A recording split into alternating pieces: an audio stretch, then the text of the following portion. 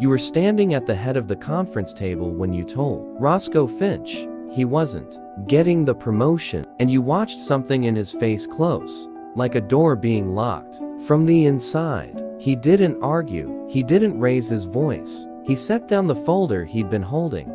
The one with 11 years of performance reviews. Every single one marked exceeds expectations. Every single one. You'd signed yourself, and he said, quiet as a man ordering coffee, then. You won't be CEO anymore. You almost laughed. You had built Thornquist Group's logistics division from the ground up. Clawed your way through 18 years of boardrooms that didn't want a woman at the head of the table. And here was a 44-year-old warehouse supervisor from the Bakersfield distribution center telling you that you were finished. You told him to watch his tone.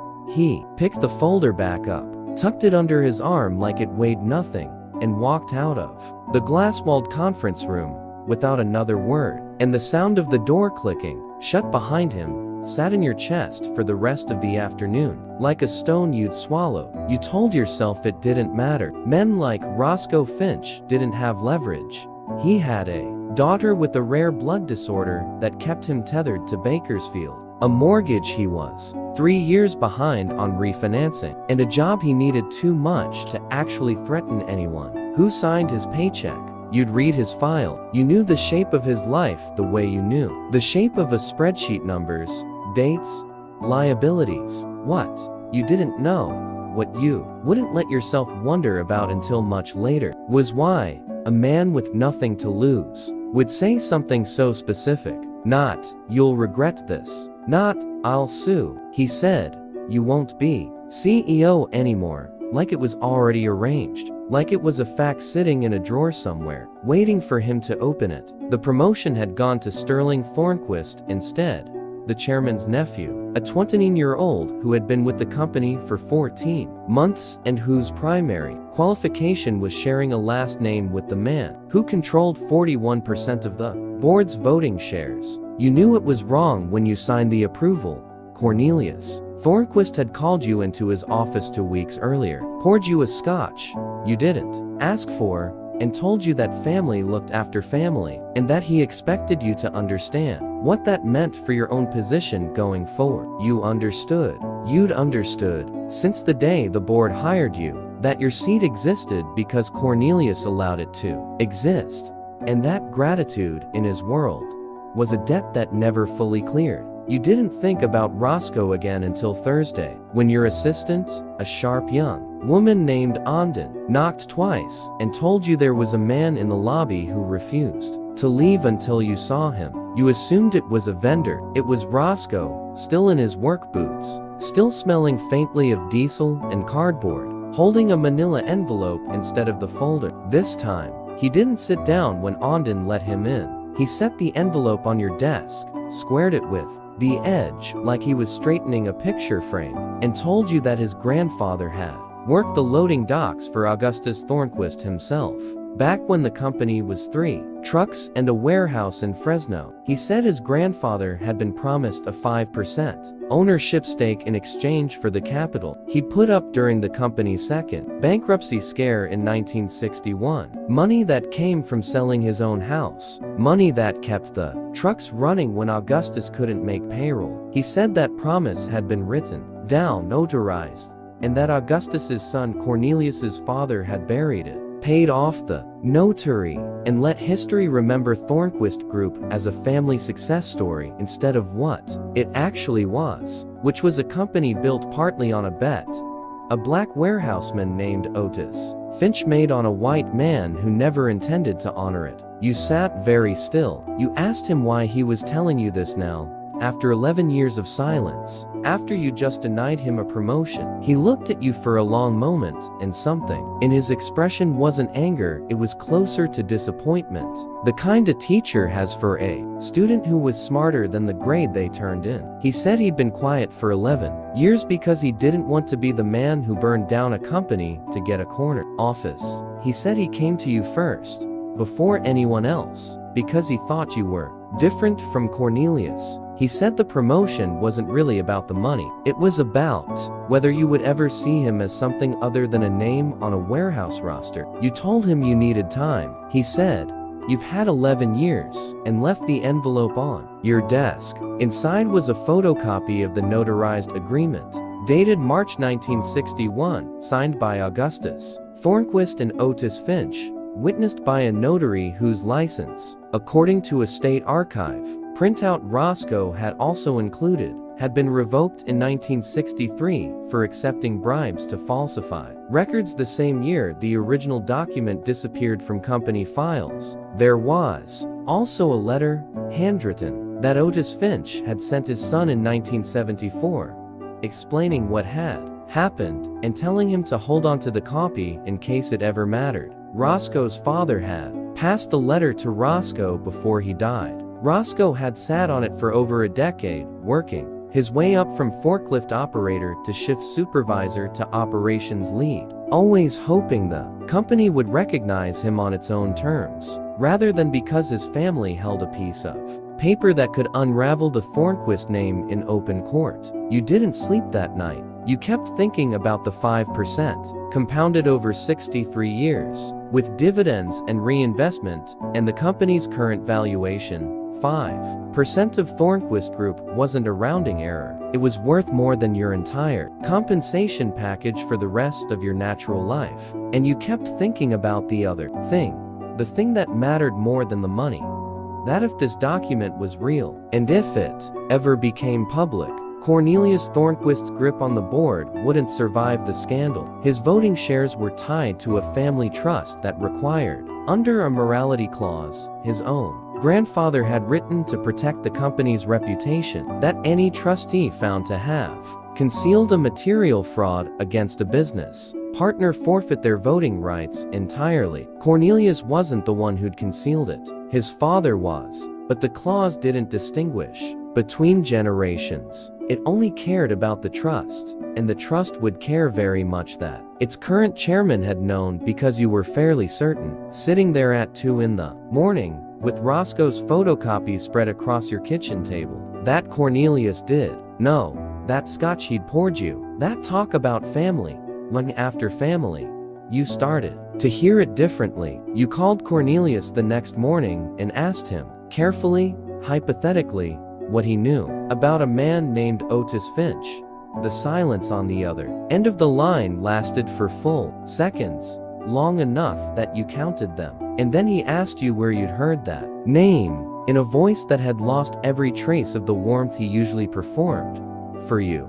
You lied and said it came up in an old file. He told you to forget you'd ever seen it, and the way he said it wasn't a request. That was when you understood what Roscoe had actually handed you. Not a threat, a choice. You spent the following week doing something you hadn't done in years, which was your actual job, not managing optics for the board, not protecting Cornelius's temperature, but digging through 60 years of acquisition records, dividend histories, and shareholder documentation with a forensic accountant named Prentice, a man you trusted, precisely because he had no relationship with Cornelius at all. Prentice confirmed within 4 days that the notary's revocation was real, that the original 1961 agreement had indeed vanished from the corporate archive in a gap of missing records between 1962 and 1963, and that this was the part that made your hands go cold. Cornelius Thornquist had personally authorized a records,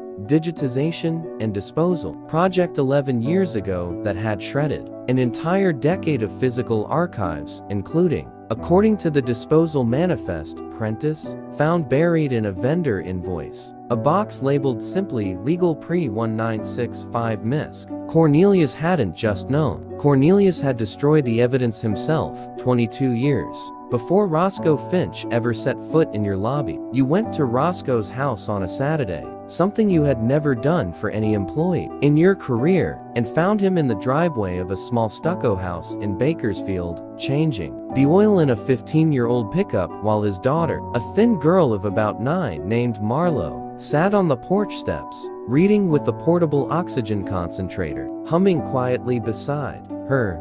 He didn't look surprised to see you. He wiped his hands on a rag and asked if you'd come to fire him. You told him no. You told him you'd come to apologize, and that the word felt strange in your mouth because you couldn't remember the last time you'd said it and meant it. You told him everything Prentice had found. You watched his jaw tighten when you got to the part about the shredded box. Watched him look over at Marlowe for a second too long. And you understood that this had never really been about the 5% for him either. It was about a promise his grandfather made with everything he had, at a moment when the company would have died without him, and a family that had spent 60 years pretending men like Otis Finch were interchangeable. It was about whether that girl on the porch would grow up believing the world kept its word to people like her father, or whether she'd learn what Roscoe had learned, that you had to carry the proof yourself, because no one else would carry it for you. He asked what you intended to do. You told him the truth, which was that you didn't fully know yet, but that you weren't going to bury it the way Cornelius had, and that if the trust's morality clause stripped Cornelius of his votes, you would stand in front of the full board and tell them exactly why, even if it cost you the job Cornelius had given you. He studied your face for a long time, the way he had in your office, and this time what settled, there wasn't disappointment.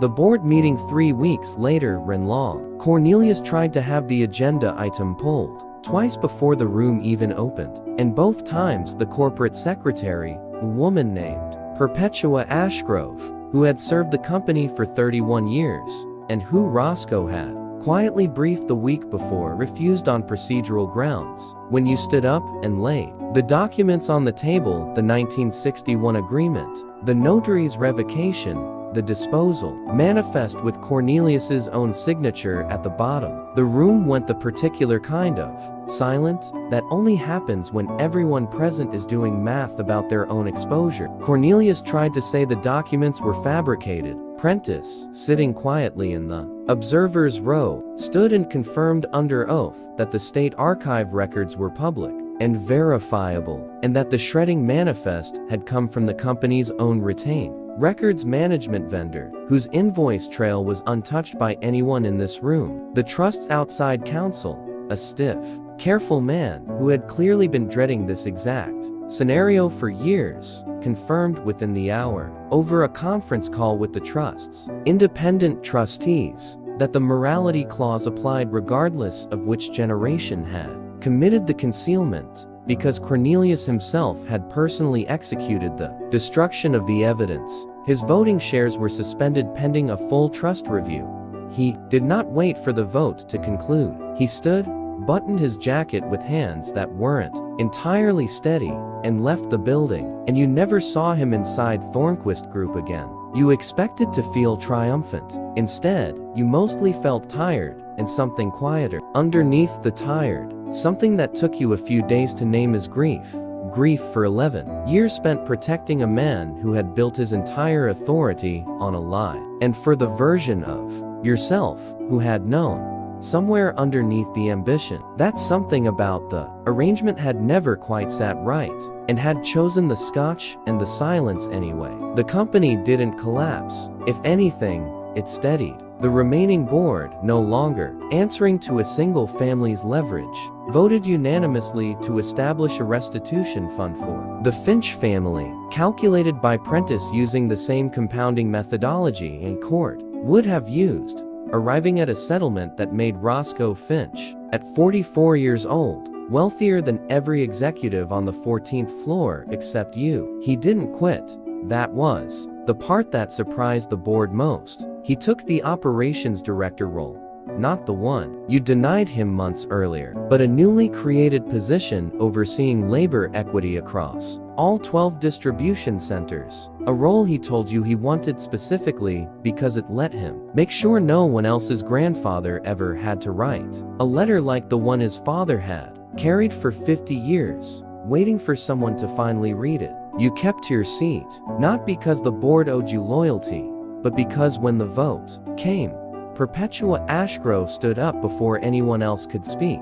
and said that the only reason any of them knew the truth at all was because their CEO had chosen to find it rather than bury it a second time, and that the company needed leadership that could be trusted to do that again on some future Tuesday, when the easy thing and the right thing weren't the same thing. Marlo Finch had a bone marrow transplant that winter, funded in full, and you visited the hospital twice. The second time bringing nothing but a folder of her father's old performance reviews. Every one marked exceeds expectations. Because you thought she should grow up, knowing her father's name had always meant something, long before anyone with power was willing to say so out loud. Roscoe met you in the hallway outside her room, and for the first time since the conference table, since the folder and the quiet, immovable sentence that had cracked your whole understanding of what you thought you controlled, he smiled at you. Not forgiveness, exactly, something more durable than that, something closer to respect, earned the hard way,